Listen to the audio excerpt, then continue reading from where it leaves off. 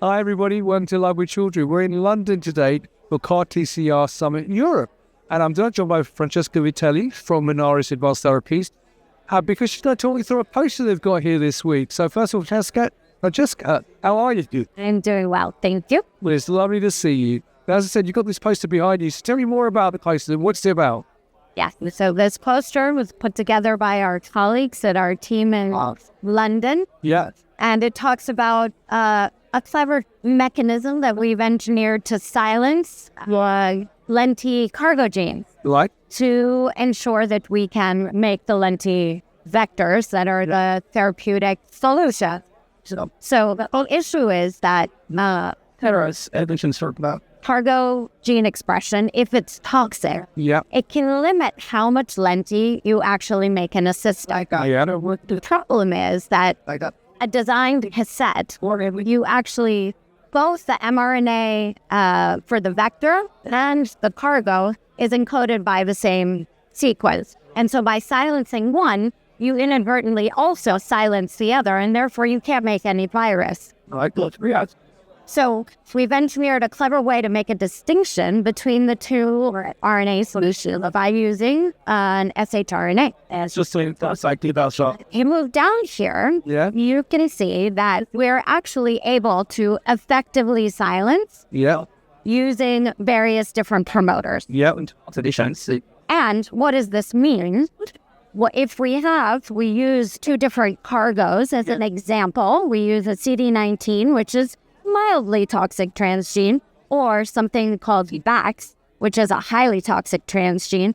We can see that the silencing actually results in better cell viability if you compare the conventional or non-silenced to the silenced.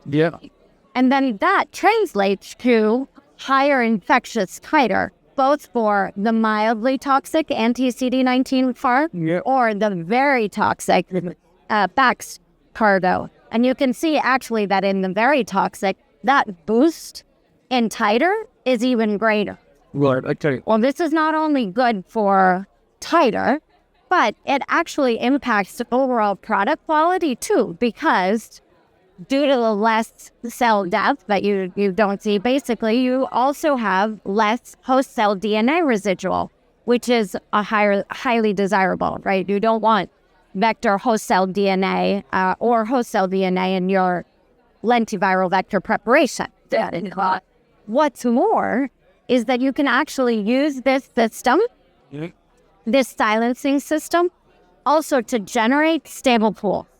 So we use this same sort of shRNA to integrate into our packaging cell line.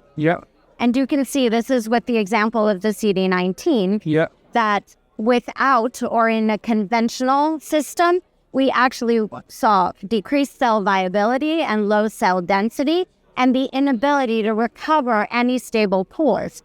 However, in the orange, you see that actually both cell density, cell viability, and the ability to recover pools was increased or rescued, essentially, with the use of this silencing tool. Great.